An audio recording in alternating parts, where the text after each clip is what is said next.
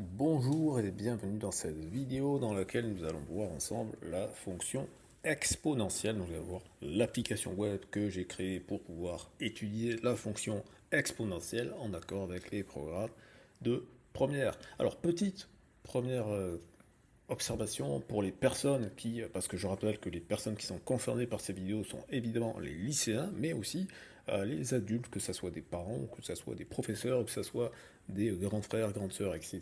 Des personnes qui voudraient aider les personnes qui étudient la fonction exponentielle au programme de première. Alors, petite nouveauté, donc je disais, donc c'est dans le nouveau programme, alors le nouveau programme qui a maintenant 5 ans, hein, c'est le programme 2021, mais auparavant, la fonction exponentielle était étudiée en terminale.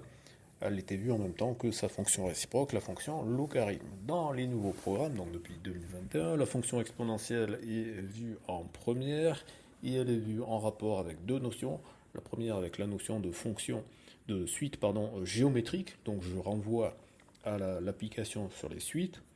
Et la deuxième, c'est qu'elle est vue en guise d'introduction aux équations différentielles. C'est de cette manière-là qu'elle est définie. Il y a plusieurs façons de définir la fonction exponentielle, et l'une d'entre elles, c'est d'utiliser la notion d'équation différentielle. Alors, ce qui est assez à la fois problématique et cocasse, c'est qu'elle est définie comme étant une fonction solution d'une équation différentielle, sauf que les équations différentielles à proprement parler, elles sont vues en terminale.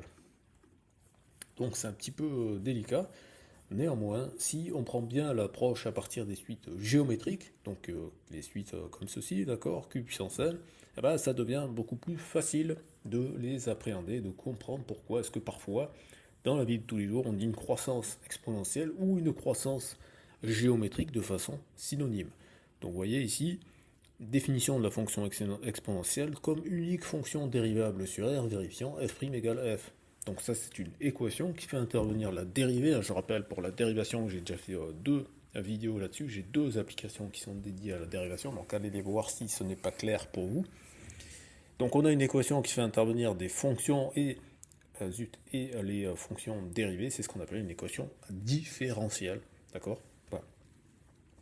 Donc il y a deux parties, il y a là proprement parlé l'équation différentielle en tant que telle, et il y a ce qu'on appelle la condition initiale. Alors, pour les équations différentielles, il faudra patienter quand je ferai les vidéos sur le programme de terminale, parce que ça n'est pas au programme de première, d'accord. Donc je ne vais pas plus en parler que ça, mais néanmoins, ceci, sachez que c'est une équation différentielle, hein, donc c'est la définition, c'est marqué dans le programme officiel, c'est de cette manière-là que la fonction exponentielle doit être définie, d'accord. Alors rassurez-vous pour les gens qui trouvent que c'est un petit peu, voilà, ça fait un peu peur cette notion équation différentielle et ainsi de suite. Premièrement, on ne vous demande pas de le démontrer, ça c'est la première chose à savoir. Mais surtout, la deuxième chose à savoir, c'est que, en fait, vous vous concentrez, si vous vous concentrez sur ces propriétés-là, qui sont les propriétés des exposants, qu'on appelle aussi communément les puissances, vous comprenez la liaison entre exposant et exponentielle, parce que justement, les propriétés algébriques de la fonction exponentielle sont les propriétés des exposants, donc des puissances que vous connaissez depuis la classe de quatrième. Donc en fait, si vous pensez l'exponentielle comme simplement les propriétés des puissances, vous retrouvez vos petits, c'est quelque chose que vous connaissez depuis la quatrième, avec lequel vous êtes à l'aise, et ainsi de suite. Donc l'approche algébrique me semble beaucoup plus intuitive et beaucoup plus rassurante que l'approche par les équations différentielles. Je ne sais pas qui a eu cette idée dans le programme, mais c'est totalement débile, d'autant plus qu'encore une fois, ce sera vu seulement en terminale. Donc pensez en termes d'exposant puissance et ce sera très très bien. Vous aurez l'essentiel qu'il y a à comprendre par rapport à cette fonction. On va voir dans l'application les visualisations évidemment. Voilà. Et vous avez aussi cette mention explicite du programme qu'il faut voir ceci comme une suite géométrique, à juste titre. À juste titre. Donc si vous avez bien acquis la notion de suite géométrique que vous avez vue en première, eh bien, ça vous permettra d'y voir encore plus clair.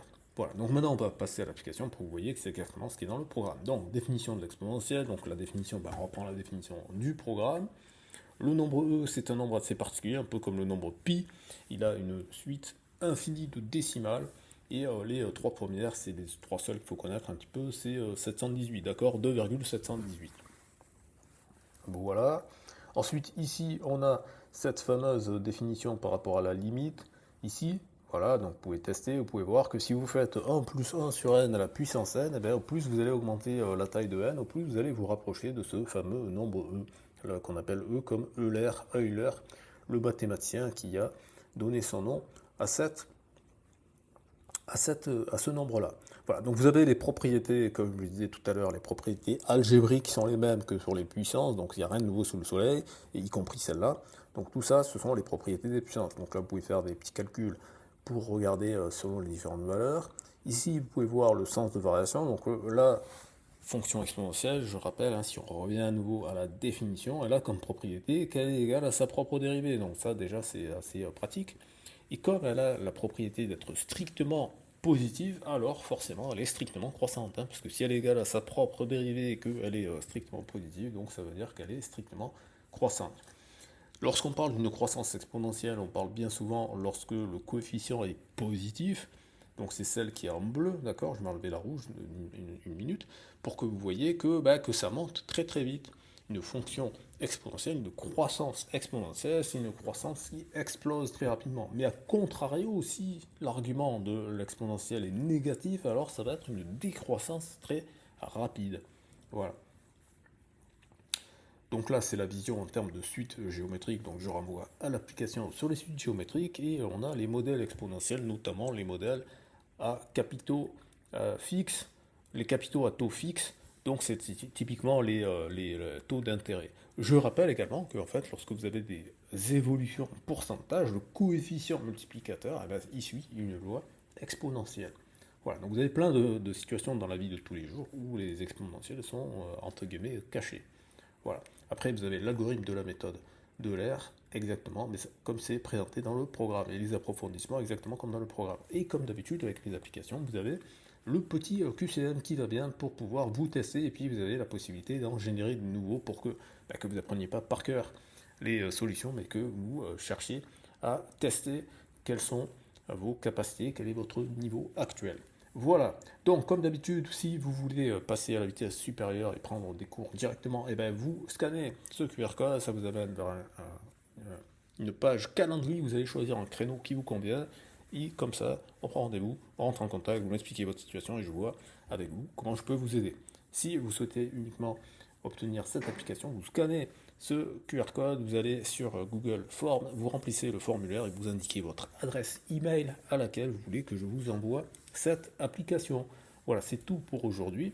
Si ça vous a plu, mettez un pouce vers le haut, abonnez-vous si ça n'est pas déjà fait, et surtout, partagez cette vidéo aux personnes qui sont concernées. Donc je le rappelle, soit des lycéens, soit des parents, professeurs ou grands frères, grandes sœurs qui veulent aider leurs enfants, leurs frères, leurs cousins, qui vous voulez.